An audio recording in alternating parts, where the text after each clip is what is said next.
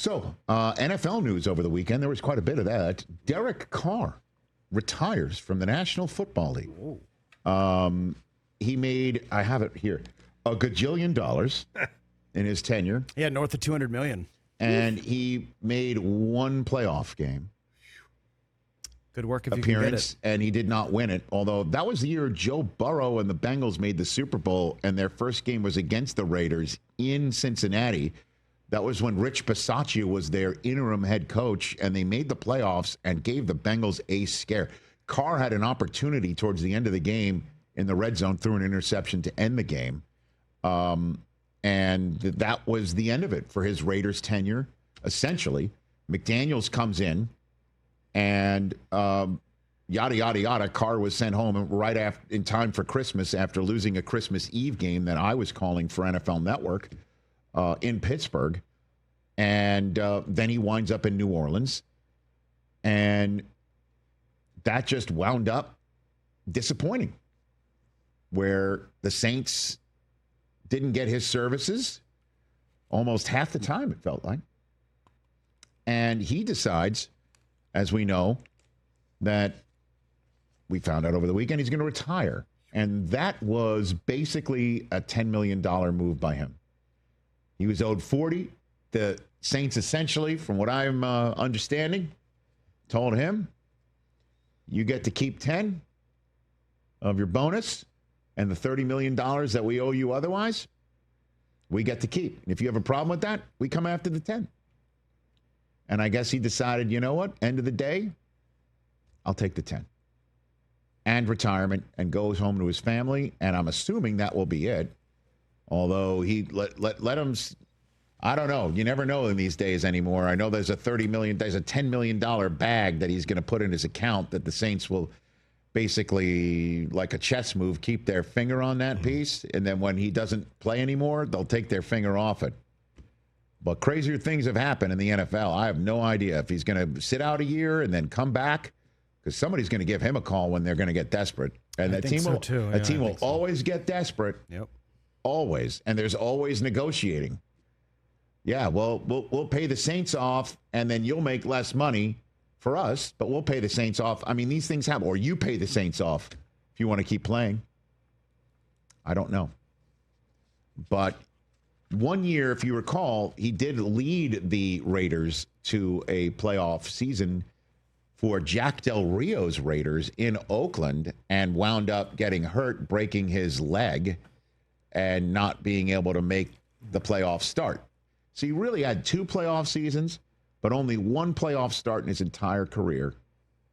And he's now retiring and gets a $10 million Fleur-de-Lis gold watch to head off into retirement. And I guess we look forward to future Cars making the NFL. Who's next? I don't know. I guess look at his family chart. Only 34 years old. I think I'd be shocked if he's played his last game, but stranger things have happened. Now that leaves the Saints with 3 quarterbacks there. Okay, Jake Haener and Spencer Rattler and the guy they just drafted, Tyler Shough. And that's the quarterback competition. And one would think, they're going to have to sign a veteran quarterback there in New Orleans. I mean, but if they don't do that, that's a quarterback room that is going to be young, green, and potentially unwinning. See, I went better than just saying losing. Because you never know.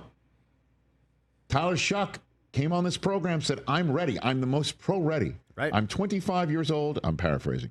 I'm 25 years old. I have been to many schools. I have been shown the door in these schools. I have been hurt at some of these schools. I have gone through many different coordinators and offenses, and that does sound like an NFL quarterback to me. Don't forget, Jalen Hurts is going to be on his 3rd straight different offensive coordinator. Or I guess 4th now, right? The current coach of the Colts, to whatever the hell they had the year before. Last year is Kellen Moore, and now this year. Yep. That's 4 different. So I just get this sense that Shough is going to be your week 1 starter, and there's 2 ways this can go. Completely south or completely north. I don't know if there's going to be any gray area here. That Shough is going to struggle, just like every rookie quarterback, or Bo Nix it and start figuring out how many car dealerships he can represent in New Orleans. I'm kind of with you. I'm kind of with you there. I'm kind of with you. Also, it helps that they're in the weakest, but they're in a division that's not blowing anybody's socks off. Everybody says that, and then the Tampa Bay Buccaneers make the second round of the playoffs more often than not. Right, but they don't get a second team in the playoffs, I guess is what I'm saying. I see. They're just kind of one team and then all the rest of them. So you're in a division where, you make some noise. All of a sudden it's week 8 and you're 6-2, and you're like, oh, look at the Saints. One last thing on this. If you are the New Orleans Saints, do you call a particular Malibu resident and say, how about us? I think you have to. And I'm not referring to Rob Lowe or no McEnroe. Or McKinley. Although I think Rob lives a little north. Former Malibu resident. Johnny C. McGinley. Yeah. You know what I mean? I think you have to. I think you're not doing your job as a GM, front if office. You don't call Aaron Rodgers. If you don't call Aaron Rodgers, say, hey, Aaron, you know what I mean? You haven't made a choice yet. So, look, here's what we can offer. We're indoors. We play indoors. We play indoors. Look at this division. Here, Coach. I love those words. Do the Saints play Green Bay or the Jets this year? Let's see. He's got the perfect setup. I don't think so. I don't think that really matters to Aaron Rodgers. I think it's a cherry on top. They do play the Jets. Okay. That's definitely not. He doesn't care. He's not making his last football decision based on, can I stick it to the Jets? No, I get it, but, I'm just wondering if you're New Orleans, do you lob a call here and put off figuring out if Shough's the guy right now and give Rodgers that 1 year of bridging in New Orleans? Want some beignets? Or do you just go for it, see if Shough's the guy, and if it doesn't work out this year because it's so poor, you wind up in the running for Archibald J. another Arch Manning. Oh, that's happening. Or any of the other good quarterbacks. I'm just throwing everything out there that I was thinking about when I read Derek Carr is absolutely not coming back. He is actually retiring. He is not going to come back to the Saints for sure. And he's not coming back this year, even if his shoulder is well enough and somebody's calling him up, because that's a $10 million bag. No matter how much money he's made, that would be at risk if he decides to just say, hey, you know what, New Orleans, this whole thing that I decided to retire and you said you're not coming after my 10, you get to keep the 30. I'm willing to fight it.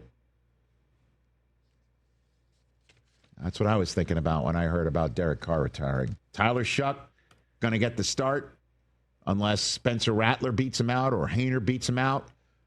Outside of that, do they call a veteran?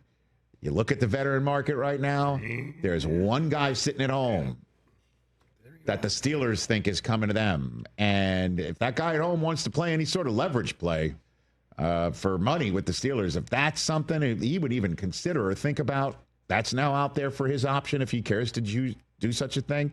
On top of that, the only other veteran quarterback that would be out there that can actually win you games right now is sitting on the depth chart of the team that hates the Saints the most.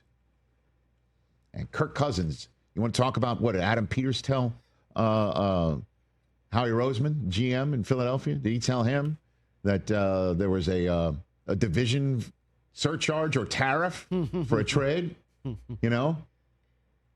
during the draft? There's going to be extra draft choice or a higher draft choice that's necessary to make a trade here because of a division tariff. What do you think that tariff would be if the Saints get desperate and call up the Falcons? Oh. For Kirk Cousins. Very steep. I mean, they would basically say, there's sand, go pound it, I'd imagine. Long story short, this is what I was thinking about with Derek Carr. Catch the Rich Eisen Show live weekdays from 12 to 3 p.m. Eastern on Roku Sports Channel in the U.S.